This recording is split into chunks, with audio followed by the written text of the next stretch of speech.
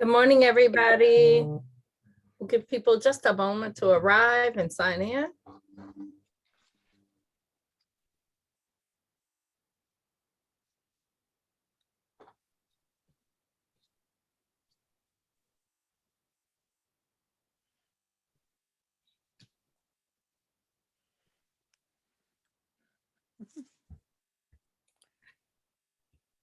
Jim, I haven't seen anybody in a shirt and tie in the longest time. Looks good. Polly, it's just my uniform for Halloween. Oh. That's what I told my kids. I'm dressing up as an old lady. Well, I actually have a presentation to make in the community. Otherwise, Friday's usually a casual day. So.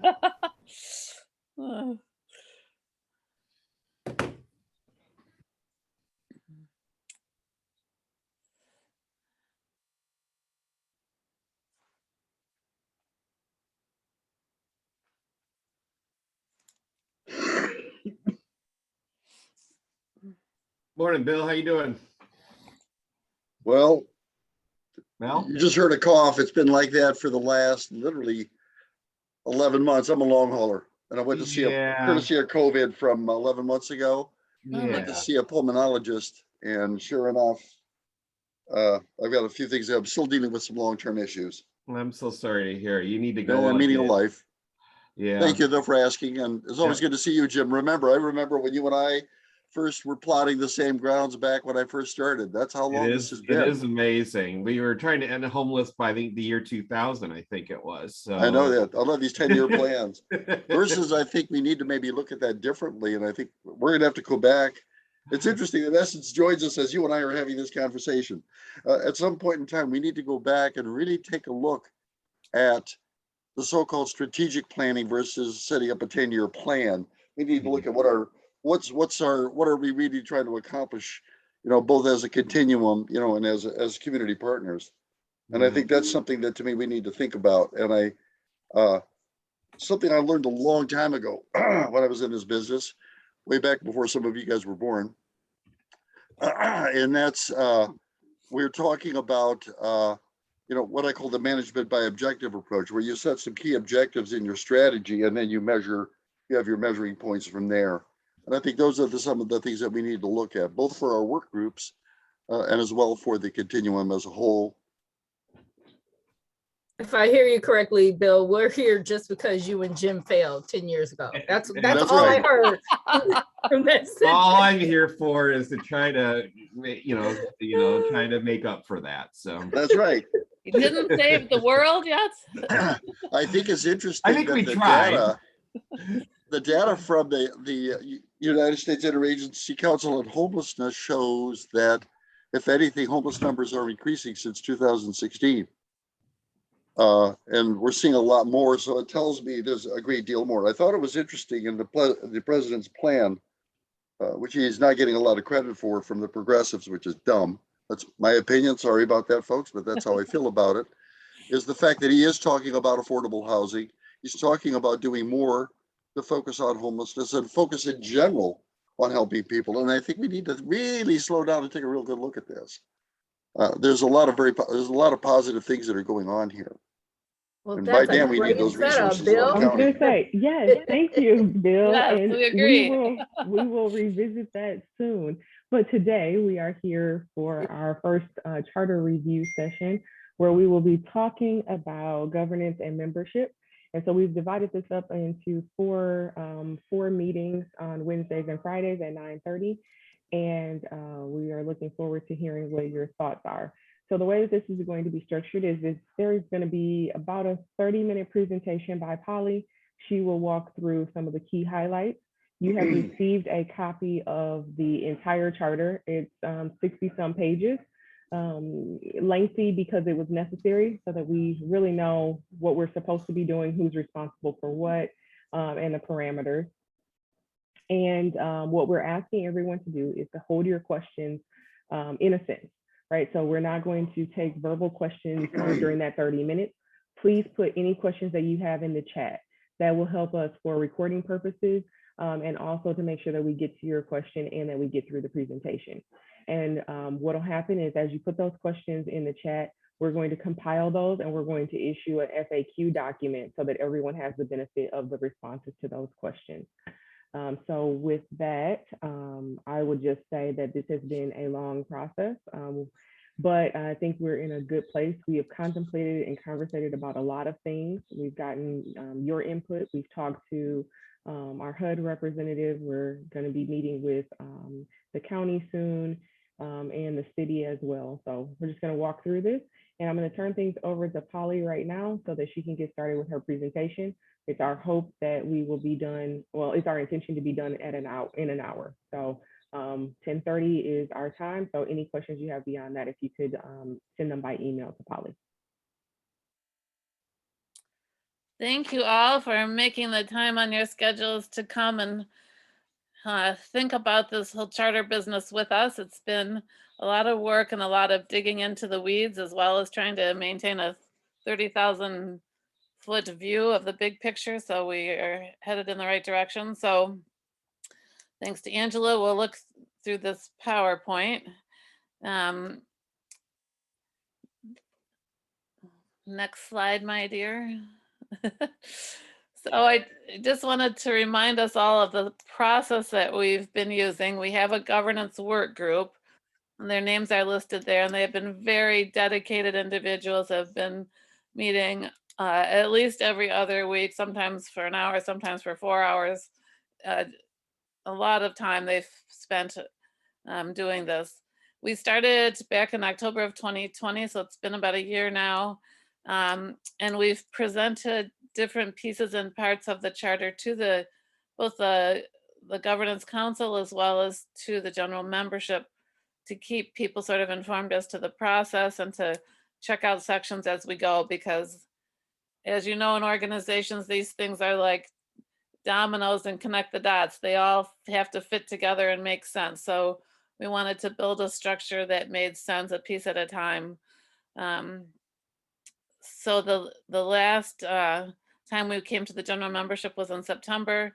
Talked about the major changes in the draft charter, and now we want to go into more detail in the sections. So next slide. So this is just simple but kind of profound. We want to communicate a structure and a process that works best for Flint and Genesee County. I've looked at a lot of other communities. I'm sure you have too. We've met with HUD and we've been assured, I think that would be the right word, that Genesee County is doing it differently than most other communities. So we want this to work for us and our community and our needs. So we hope that this is both a structure and a document that communicates that structure and the process that will work for us and accomplish our overall mission. So the goals of the charter overall have been important to us as they've guided our work. We want to maximize the input from the general membership, which is a broad representation of our community. We want the work to be done in an objective way. So we want the processes to promote objectivity. We want to use data and information in our decision making. We want to collaborate because we are clearly a collaborative body, and so making sure that that collaboration is structured and makes sense. We certainly want to pay attention to community needs and not just pockets of organizations or pockets of people. And we want the charter to talk about planning, as Bill was just talking about, and implementation.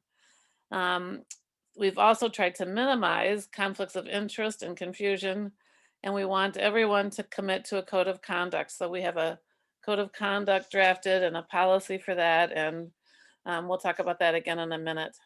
And that's for all participants, whether you're a general member, a staff of an entity that we're contracted with, or on any one of the committees or councils. So the charter also attempts to lay out processes that are fair, transparent, and consistent, and compliant with funding requirements, knowing that funding requirements could change, but so they're flexible enough that this structure will work for our community, even if we decide, or if HUD goes away, or whatever thing happens, we still want as a community to deal with homelessness. So the picture is get our ducks in a row has sort of been the driving force of the work so far.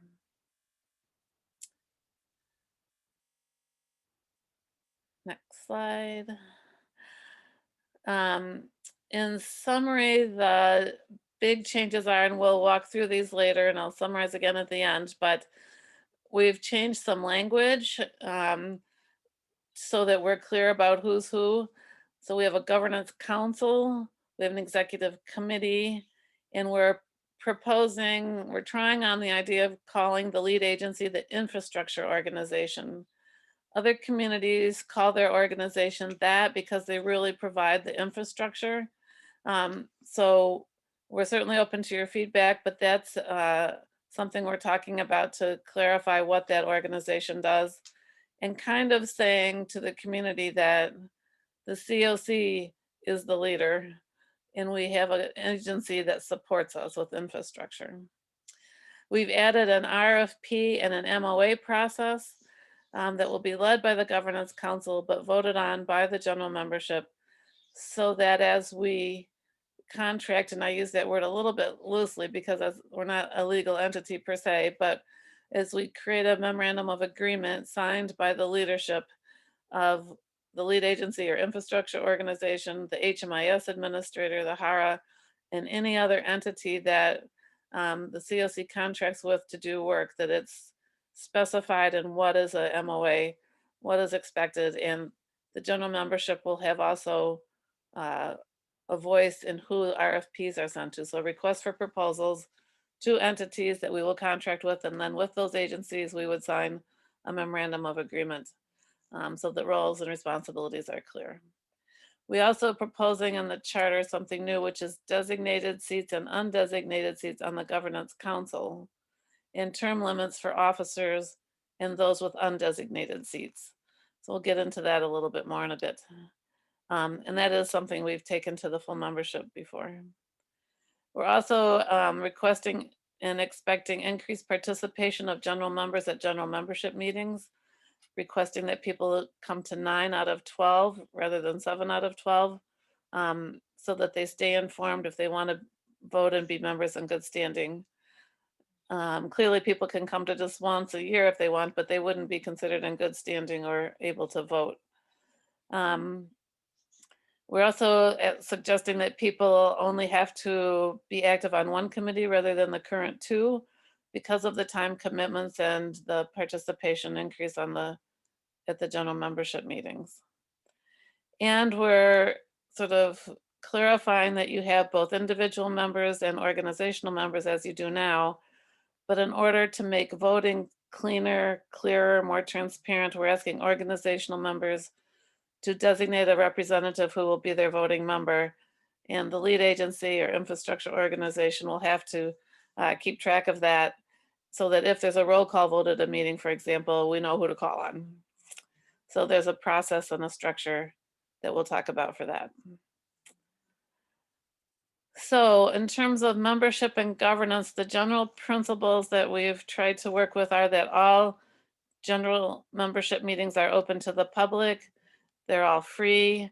There are no membership fees or dues. So it's really an open, inclusive opportunity for people to come together who want to work on the mission. We did define members in good standing, as you have in the past, that they must meet some participation expectations if they're going to vote, because we want people to be informed and part of the group if they're going to vote and make decisions. We also want to retain the voice and the choice for the essential workers, the staff on the ground, the people on the front lines, as it is today, and keep them engaged, not just decision makers and agencies who may or may not have that really on the ground knowledge. We've also want to make sure that the general membership retains approval of all key sections of the CoC. They're not delegated to another council or board or committee. All the key decisions come back to the general membership, which is why it's important for the voting to be clear and transparent, and the participants who are voting are informed. And we wanted to make sure that we both made a commitment to diversity, equity, and inclusion in membership and governance, and that it's woven through all aspects of the charter, from nominations to community representation to when we get to the independent review team, so that those commitments are kept throughout the process. So as the documents you've had in the past have said, anyone committed to the mission can be a member. We're asking that all members complete a membership form, which gives us their name, their contact information, their interest in a committee, and that they sign a code of conduct commitment and disclose any conflicts of interest. And this includes members of the independent review team that we'll talk about later. The lead agency, or the IO, infrastructure organization, would be responsible, as they are today, for keeping track of this and reporting attendance again. So if there's a roll call vote, we know who to call on, we know who's a member, we know if they have conflicts of interest, etc. So then as we talk about organizational members and individual members, again, that's something that you have today, but we wanted to clarify it. The organizational members can be any agency, any entity that, again, wants to be committed to the mission. They may send as many people as they want to the general membership meetings and participate on committees, but there'll be one vote per organization, and that we'd like to know who that person is in advance. So if 7 people come from agency X, one of them votes. And individual members, because they don't have an organization behind them, is one vote per person, just like the organizational members are one vote per organization, but individuals can send a proxy. So they need to be there and be informed and active to vote as well. The other question that came up that we discussed is that an individual who's employed by an organizational member. So since the United Way isn't on the call, I'll just say if somebody from the United Way wants to come and be a general member, they're not there representing the organization, that's fine. They can be an individual member. We're just asking that they disclose on their membership form that they are employed by an organizational member. So the general membership meetings, the general membership will say, this is the time, date, and place we'd like to meet. And the lead agency or the infrastructure organization will make that happen with meeting notices, publishing those on the website, arranging for the Zoom or technology or whatever is required. But I envision that this would happen at the first meeting. You'd say, do we still want to meet on the second Tuesday at 9 o'clock? And you'd vote yes or no. So then the lead agency, again, manages the logistics, record keeping, monitors participation, meeting notes, all the things that they do now. We're just codifying this and putting it in the charter. Again, the membership's open, and as required by HUD, we will at least annually invite the public to become members with a public announcement of some sort. And there are provisions for special meetings in the charter. In addition to the regular meetings, there's a notice requirement. There's a process for letting people know that there's a special meeting. So when it comes to voting, we said again, any member in good standing can vote.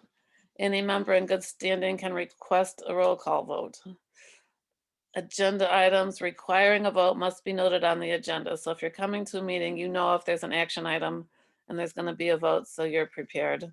And there's a similar requirement for this special meeting. So of course you would have noticed that there's going to be a vote.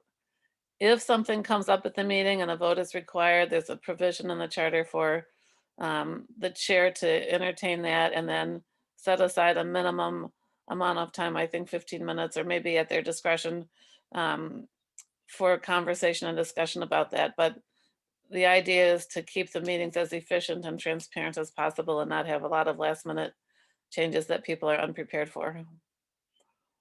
So the general membership votes again on all the key things. They vote to elect the governance council members, the officers, and the executive committee. There's a nominating process that undergirds all of this. They approve independent review team members and advisory council members if you set up an advisory council. They vote on recommendations and funding priorities recommended by the independent review team and the governance council.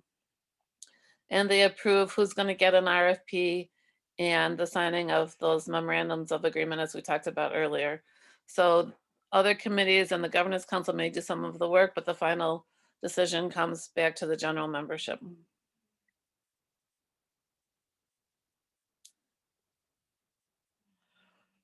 There are some votes that we felt required a supermajority. So 75% of the members in good standing have to vote in the affirmative if you want to remove a member with or without cause. Any charter amendments, if you have a signed memorandum of agreement with an entity and they're not performing, there will be termination clauses in that MOA, but to actually terminate the MOA will require a vote of the general membership. And if the CoC chooses to dissolve it, that too would require a supermajority vote.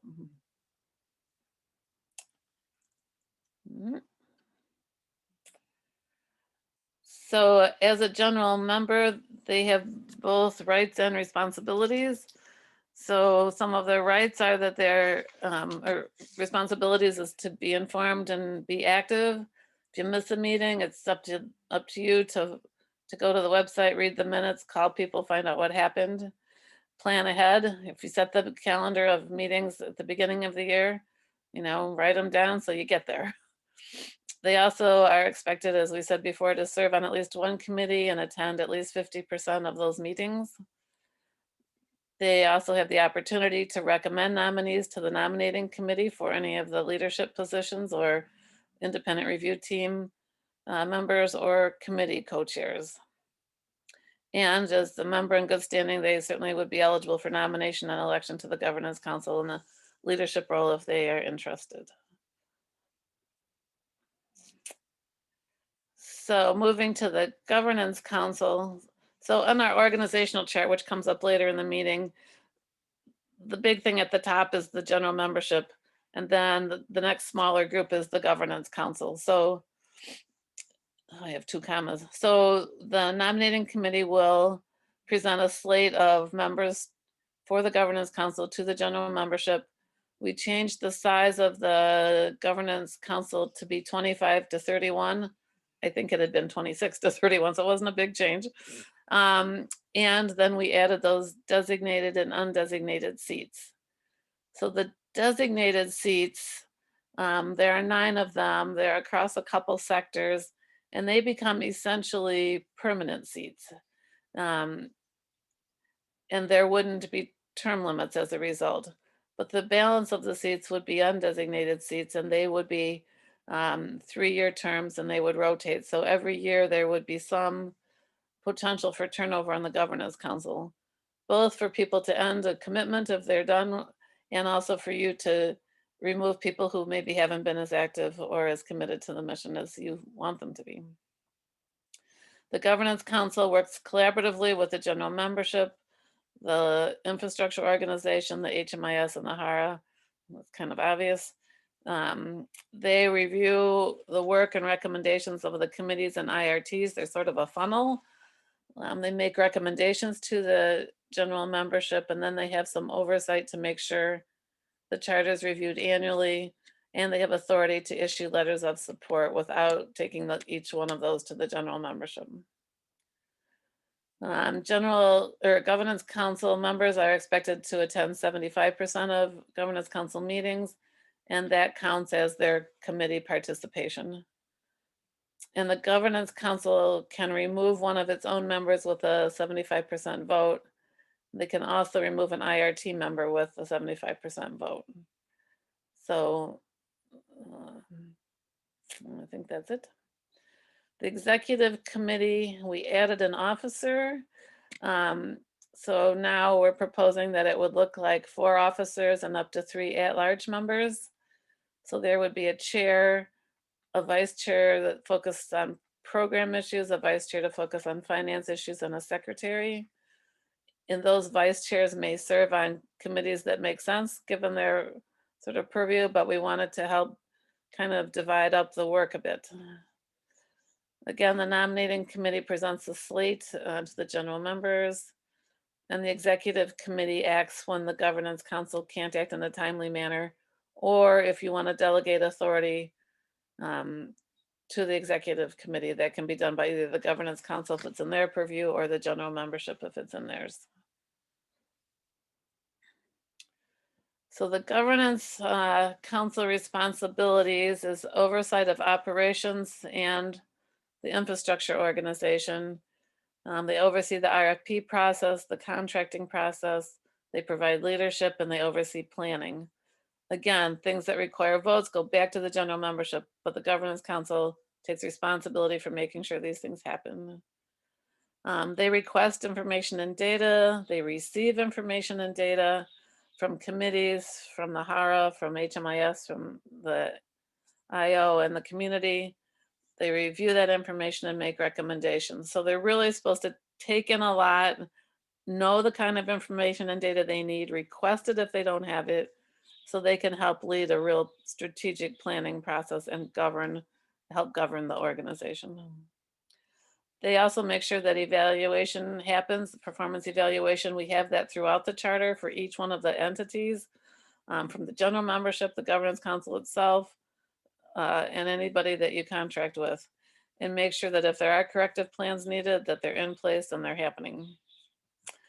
And they're also responsible for really communicating with funders and stakeholders to get this on everybody in the community's agenda, that homelessness is a priority, and they're sort of the cheerleaders for that. So this is the structure. We took this to the general membership way at the beginning of our process. This is kind of what it looks like. Again, you're not a legal entity, so these reporting relationships aren't, I suppose, binding in some way, but the way we want to structure the work. So the general membership oversees the governance council, all the committees, the independent review team, and the contracted entities, but they delegate a lot of the sort of leadership to the governance council, a smaller group of people that meet consistently, regularly, that are really informed and that are elected by them.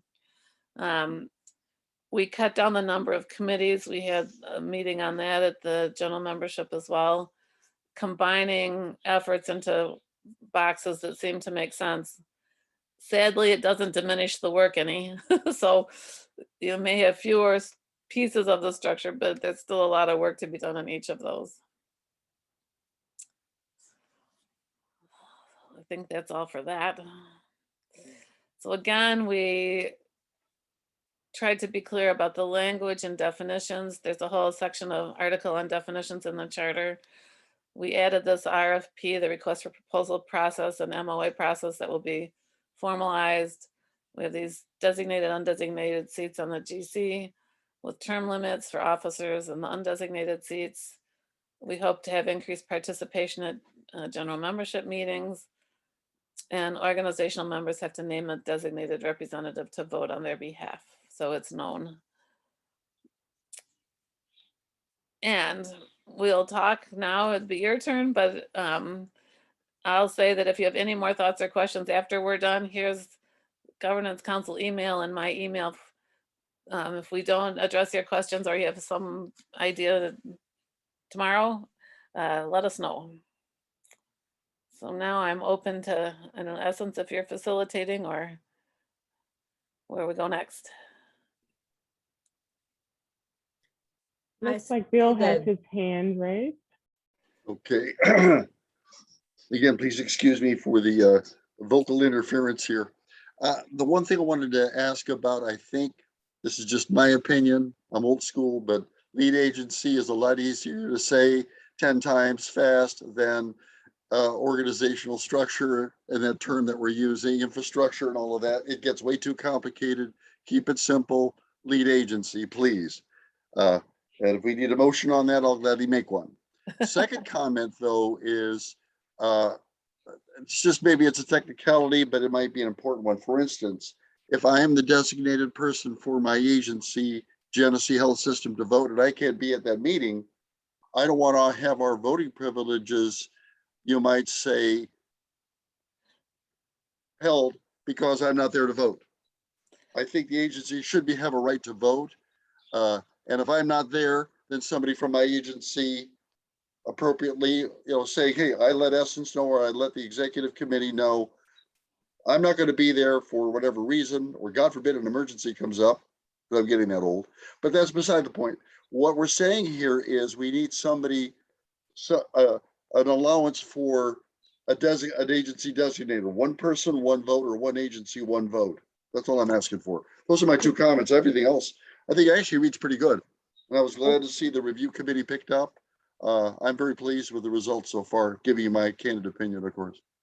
Well, thank you very much. And I didn't get into the weeds enough, but we do have in the charter that the agency can have a designated voter and an alternate.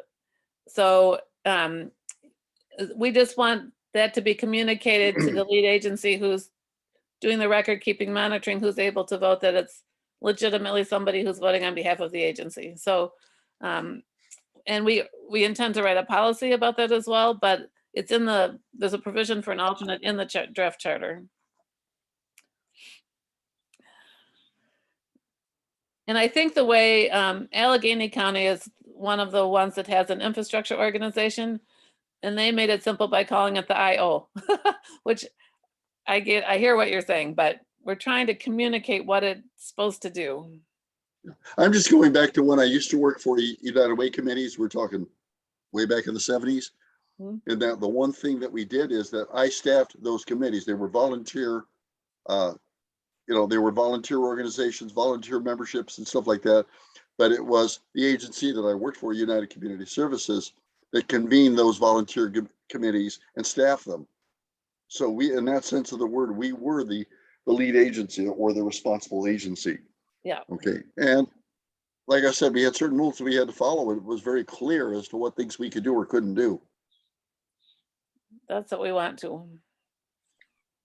Can I just interject a thought with that?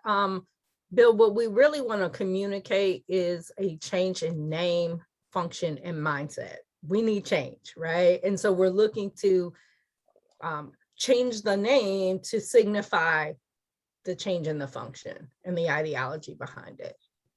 So we're open if you have a suggestion for a better name, though.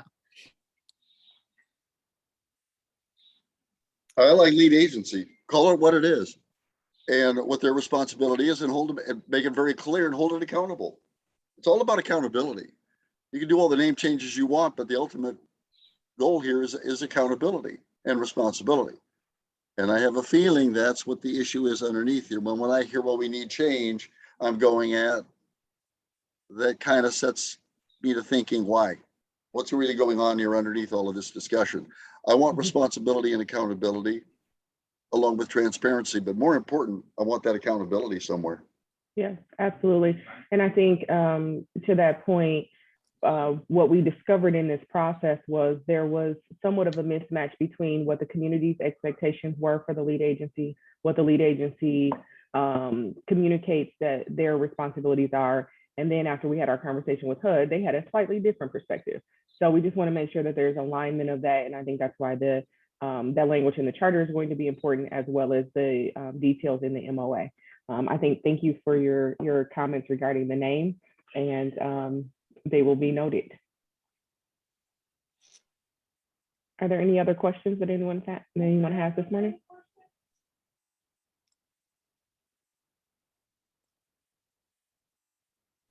Just a matter of housekeeping, we will be sharing the presentation out to the general CoC. It will also include a link to this recording that will be housed on a YouTube page so that people can review it even if they were unable to attend.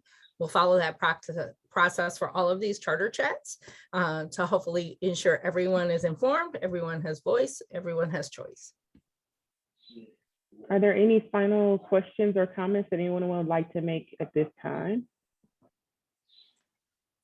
Anything that we missed or forgot?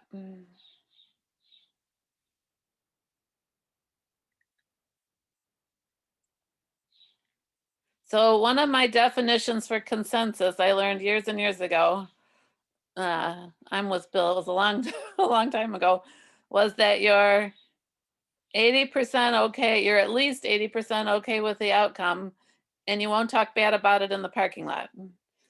So I want to make sure people are, if you have something to say, and you know it, I mean, you may not realize it until later, but if you know it now, let us know as soon as it comes to you. And Polly, I like that idea because to me, there's been a lot of conversations in the parking lot or in phone calls. And my attitude about this is enough is enough. Come on. Like Monty Python and their meetings, bloody meetings. We get invited to so many, put it bluntly, goddamn meetings. I'm tired of meeting. I want to get things done. We have a busy people here. Yes. We have organizations we need to run, but more important, we want to get more resources into the community. Yes. We want to see more housing built. And I know that's where we need to be with this. So yeah, we need to move on with this one and quit, playing the ping pong ball and quit biting each other in the butt. I mean, or wherever you want to bite, it doesn't work. It's hurting people. It needs to stop. That's just my opinion. You're hearing my frustration, but it's at a gut level. I'm extremely uncomfortable with the conversation I keep hearing over and over again. It's dysfunctional. And it's not healthy as humans. Something's wrong with that picture. So I like your idea. Stop talking about it in the parking lot and let's have it right here. Yep. I'm with you. I don't want to get derailed at the last minute. Amen. Hallelujah on that one. So A ton of time has gone into reviewing this, and certainly people have had ample opportunity for input. So if that's continuing to happen, then, it's challenge by choice, because people, I think, even with this last final effort, have had more than enough chances to weigh in and change if they objected to something. So hopefully there's that 80% or more consensus at this point. Well, and I just want to keep reminding people that the structure exists to help us do one thing, and that is to get people in a home where they can feel safe and happy and stable. So all the other stuff really doesn't matter.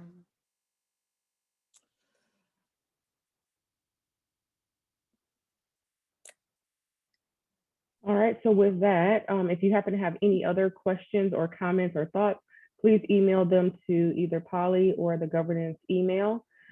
We appreciate you joining us this morning for this conversation and the presentation. As Angela said, it will be posted and shared if someone happened to miss it or you need to go back and look at something. And also included in the email that you received with the reminder for today's session was a copy of the draft charter. So feel free to peruse the sections that you find to be most important, provide comment or thoughts, and then we hope to see you at one of the upcoming next 3 sessions so that we can finish walking through the key highlights and reach that consensus that we desire so that we can keep moving forward. So thank you all for being here today. Next one is November 3rd. All right. Sounds good. About the Hara with Vicky. Thank you. Thank you very you, guys. much. Have a good weekend. Bye, Yep, everybody. everybody, and a safe one. Happy holiday. Yep, safe one, please.